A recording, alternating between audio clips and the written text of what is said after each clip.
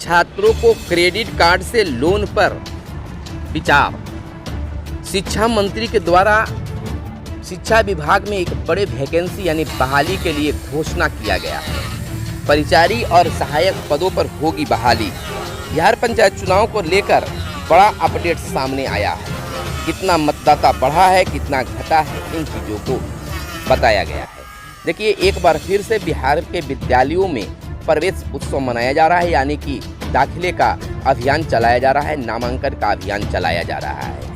अब उसमें जो फिर से स्कूल जो बच्चे छोड़ चुके हैं वो अब फिर से स्कूल आएंगे। इंटरमीडिएट की कॉपियों की जांच शुरू हो गई है और फ्रॉड कॉल भी आना लोगों के पास में शुरू हो गया है। प्रखंड शिक्षा पदाधिकारियों को अतिरिक्त प्रभार कई जगहों में मिला हुआ है। कई विषयों की परीक्षा की तिथि बदल दी गई है। आरोपों के जांच का ग्रहण करेगी सरकार, आग्रह करेगी, आरोप जो है उसके लिए आग्रह करेगी। आंगनबाड़ी टैग, स्कूल के टैग होंगे आंगनबाड़ी केंद्र। ऑनलाइन होगी राज्य में स्तरीय प्रदर्शनी। नमस्कार, आप इस समय देख रहे हैं मगध संवाद और मैं आपके साथ हूँ सुनील बॉबी। मगध संवाद के खास कार्यक्रम सुबह सवेरे में आप तमाम लोगों का स्वागत है। देखिए, अगर इस वीडियो को आप हमारे फेसबुक पेज पर देख रहे हैं तो फेसबुक पेज को लाइक कर दें। अगर यूट्यूब चैनल पर देख रहे हैं तो यूट्यूब चैनल को सब्सक्राइब कर लें। देखिए, सबसे पहली खबर बीएड छात्रों के लिए है। बीएड छात्रों को स्टूडेंट क्रेडिट कार्ड से लोन पर विचार जारी है। शिक्षा मंत्री विजय कुमार चौधरी ने कहा है कि राज्य में बीएड की पढ़ाई करने वाले छात्रों को स्टूडेंट क्रेडिट कार्ड योजना के तहत लोन देने का प्रस्ताव विचाराधीन है। उन्होंने यह बात शुक्रवार को विधान परिषद में संजीव श्यामसी के तारांकित प्रश्न के जवाब में कही है।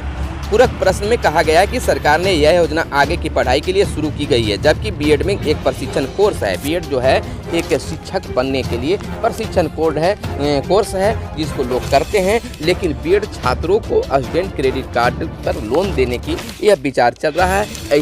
ऐसी बातें जो है शिक्षा मंत्री विजय कुमार चौधरी के द्वारा विधानसभा में कहा गया, सदन में इस बात को कहा गया। 31,000 से अधिक स्कूलों में अग्निशमन यंत्र नहीं है। देखिए, कांग्रेस के द्वारा यह बात उठाई गई है कि बहुत सारे ऐसे स्कूल हैं जहां अग्निशमन व्यवस्था नहीं है। यह तो बात की बात, शिक्षक पढ़ाने पर ध्यान दे। देखिए, एक बड़ी सकारात्मक खबर बिहार के शिक्षकों को लेकर शिक्षा मंत्री ने दिया है कि शिक्षक जो हैं पढ़ाने पर ध्यान दे, समस्या दूर करेगी सरकार। शिक्षक जो है गुणवत्तापूर्ण शिक्षा दे, इस पर सरकार जो है आपकी समस्याओं पर विचार करेगी, आपकी जो मांगे हैं उसको पूरा करने के लिए हमेशा प्रयास करेगी। शिक्षा मंत्री विजय कुमार चौधरी ने शुक्रवार को विधान परिषद में कहा कि शिक्षक अपना पूरा ध्यान शिक्षण पर केंद्रित करें। उसने आश्वस्त करते हैं कि उनकी न्याय संगत मांगों पर विचार के साथ ही विभागीय उत्पीड़न को रोकने की चिंता सरकार करेगी। उत्पीड़न की बात आई है, जबकि सदन में शिक्षा मंत्री ने स्पष्ट कहा है कि पदाधिकारी जो है बेवजह शिक्षकों को परेशान न करें। यानी कि उनके द्वारा इशारा भी कर दिया गया है कि बेवजह अगर शिक्षकों को पदाधिकारी परेशान करते हैं तो पदाधिकारियों पर भी कार्रवाई होगी। तो यह पहली बार ऐसा हो रहा है कि कोई ऐसे शिक्षा मंत्री है जो लगातार शिक्षा और शिक्षक को लेकर सकारात्मक बयान दे रहे हैं। काबिले तारीफ बात है। विभाग में सरकार चिंता करेगी, पढ़ाई की गुणवत्ता पर वह ध्यान दे, अधिकारियों को सरकार देख लेगी। देखिए, अधिकारियों को सरकार देख लेगी। अगर आपको कोई बेवजह परेशान करता है तो सरकार उनको देखेगा, वह शिक्षकों को परेशान नहीं कर पाएंगे। मंत्री विधान परिषद में केदारनाथ पांडे, संजय सिंह, नवल किशोर यादव, सर्वेश कुमार, संजीव कुमार सिंह, मदन मोहन झा, देवेंद्र चंद्र ठाकुर, वीरेंद्र नारायण यादव, संजीव श्याम सिंह और समीर कुमार सिंह के एक ध्यानाकर्षण सूचना पर सरकार की ओर वक्तव्य दे रहे थे। उन्होंने कहा कि आप केवल गुणवत्तापूर्ण शिक्षा पर ध्यान दें, पदाधिकारी आपको बेवजह परेशान करते हैं तो हम उनको देख लेंगे, इन्हें हिदायत किया गया। इधर देखिए, हाईकोर्ट के द्वारा, पटना हाईकोर्ट के द्वारा 31,000 शिक्षकों की नियुक्ति के लिए बहाली को लेकर, उनके रिजल्ट को लेकर आदेश जारी किया गया है। यानी उनका रिजल्ट जो ऑनलाइन लिया गया था उनका रिजल्ट जारी किया जाए और बहाली किया जाए। लेकिन 94,000 शिक्षकों पर फिर से मामला अटका हुआ है। उनकी बहाली कब होती है कुछ कहा नहीं जा सकता है। शिक्षक आश्रितों की बहाली रुकी हुई है, उनकी बहाली कब की जाती है। देखिए, बिहार सरकार शिक्षा विभाग के द्वारा बहाली तो निकाल दिया जाता है, अब लगता है कि बहाली हो जाएगा। जैसे ही बहाली की प्रक्रिया शुरू होती है, कोई उसके विपक्ष में जाता है और हाई कोर्ट में केस कर जाता है और वह अटक जाता है। आखिर ऐसा कब तक चलता रहेगा? अगर कुछ लोगों की माने, शिक्षक अभ्यर्थियों की बातों के माने, तो ऐसा कहा जाता है कि यह रोकने और रुकाने का जो काम है वह सरकार खुद कराती है। अभी इसमें क्या मामला है, क्या बनता है, आखिरकार इतनी बहाली निकल रही है और कोर्ट में जाने के बाद मामला फंस जाता है। आखिर पूर्णतः तैयार क्यों नहीं कर ली जाती है, विवादों में क्यों गिर जाता है शिक्षा विभाग और शिक्षक अभ्यर्थियों की बहाली रुक जाती है। इधर देखिए, बिहार के शिक्षकों की, नियोजित शिक्षकों की बातें कर लें तो बिहार में नियोजित शिक्षकों का भी कई मामले अटके हुए हैं। तबादला का मामला अटका हुआ है, इधर प्रमोशन का मामला अटका हुआ है, तमाम चीज़ों को रोक कर रखा गया है। इधर पंचायत चुनाव के लिए भी अधिसूचना 2-4 दिनों में जारी हो जाएगा और पंचायत चुनाव में पूरा बिहार के कर्मचारी लग जाएंगे। यानी कि जो भी विकास की योजना है शिक्षा विभाग में, चाहे तबादला का हो, प्रमोशन का हो, बहाली का हो, वो फिर से रुक जाएगा, फिर से भटक जाएगा और पंचायत चुनाव के बाद ही यह संभव हो पाएगा। देखिए, यूपीए सरकार ने बिहार के साथ अन्याय किया। उद्योग मंत्री शाहनवाज हुसैन ने शुक्रवार को विधानसभा में, देखिए शाहनवाज हुसैन दिल्ली से चलकर पटना आए हैं, पटना बिहार विधानसभा में बिहार मंत्रिमंडल में शामिल हुए हैं और उनके द्वारा हमेशा कुछ न कुछ अपने उद्योग को लेकर बयान दिया जा रहा है। शुक्रवार को उन्होंने विधानसभा में कहा कि बिहार में इथेनॉल बनाने की इजाज़त मुख्यमंत्री नीतीश कुमार ने वर्ष 2006 में ही केंद्र सरकार से मांगी थी, लेकिन केंद्र सरकार ने 10 वर्षों तक उसे रोके रखा। बिहार के साथ तत्कालीन यूपीए की सरकार ने अन्याय किया। अब प्रधानमंत्री नरेंद्र मोदी ने बिहार में इथेनॉल बनाने की स्वीकृति दे दी है। यानी कहा गया कि नीतीश कुमार के द्वारा 2006 में ही मांग किया गया था इथेनॉल की फैक्ट्री लगाने के लिए, लेकिन इजाज़त नहीं मिल पाया। लेकिन अब इजाज़त केंद्र सरकार यानी नरेंद्र मोदी की सरकार में मिल गया है और बिहार में अब इथेनॉल की फैक्ट्री लगेगी। अति पिछड़ा वर्ग के कल्याण को कई योजनाएं। रेणु देवी, उप मुख्यमंत्री रेणु देवी ने विधानसभा में कहा कि अति पिछड़ा वर्ग के लोगों के कल्याण के लिए राज्य सरकार कई योजनाएं चला रही है। साथ ही इस वर्ग के वर्ष इसके छात्रवृत्ति आदि वितरण की कार्रवाई शिक्षा विभाग द्वारा की जा रही है। देखिए, इस तरह से कई बातें यहाँ पर मंत्री ने खुद की जगह भाई को भेजा कार्यक्रम में, फिर माफी भी मांगी। पशु एवं मत्स्य संसाधन मंत्री मुकेश सहनी ने के एक सरकारी कार्यक्रम में अपने भाई को भेजे जाने का मामला शुक्रवार को बिहार विधानमंडल के दोनों सदनों में गरमाया।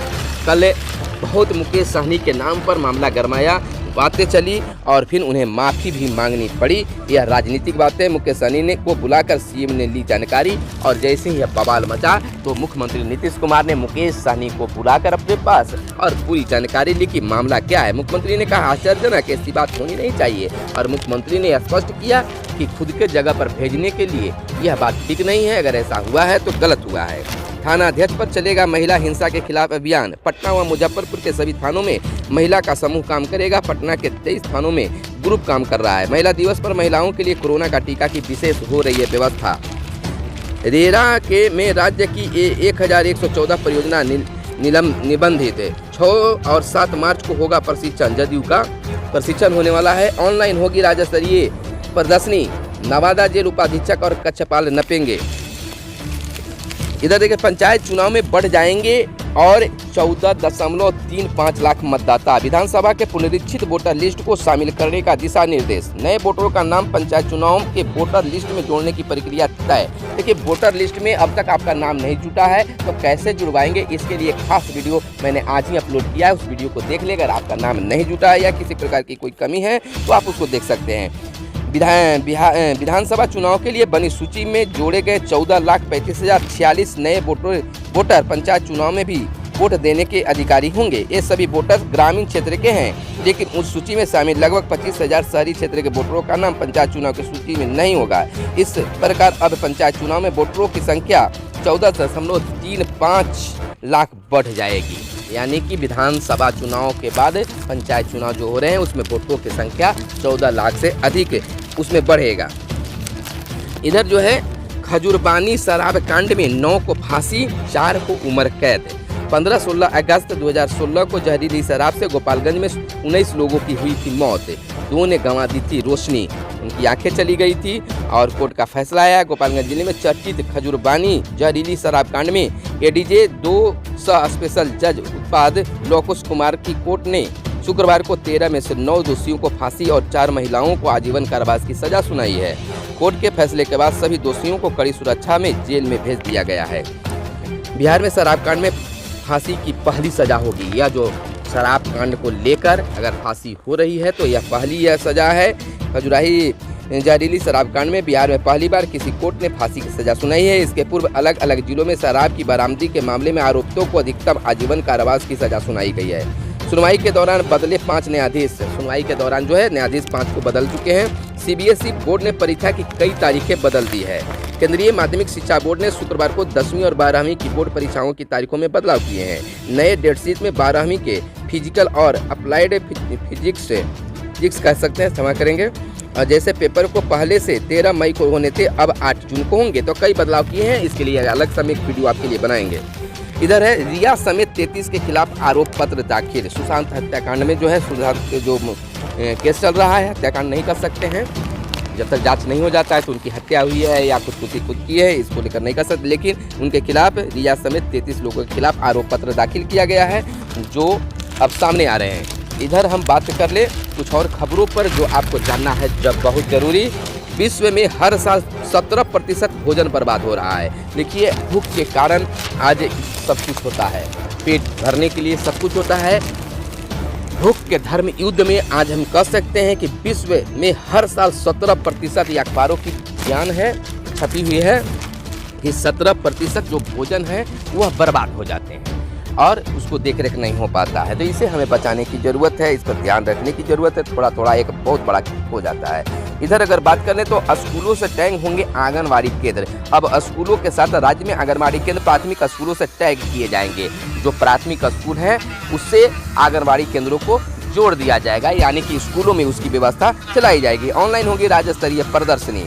तो प्रदर्शनी जो है ऑनलाइन होने की बात कही जा रही है। बीएड छात्रों को स्टूडेंट क्रेडिट कार्ड पर विचार कर रहे हैं। शिक्षा मंत्री का यह बड़ा बयान है।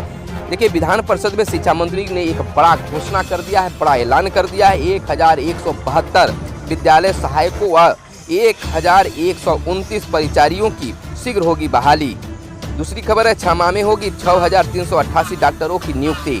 डॉक्टर और मास्टर दोनों की बहाली होगी। शिक्षा मंत्री ने इसकी घोषणा की है। उधर स्वास्थ्य मंत्री मंगल पांडे ने भी घोषणा किया है। शिक्षा मंत्री विजय कुमार चौधरी ने विधान परिषद में कहा है कि 1172 विद्यालय सहायकों और 1129 परिचारियों की बहाली की जाएगी। वहीं दूसरी ओर स्वास्थ्य मंत्री मंगल पांडे ने भी 6 माह में होगी 6388 डॉक्टरों की नियुक्ति की बात कही है, घोषणा किया है। और फिर से एक बार स्कूलों में रौनकता लौटने लगी है। विशेष प्रवेश उत्सव मनाया जा रहा है।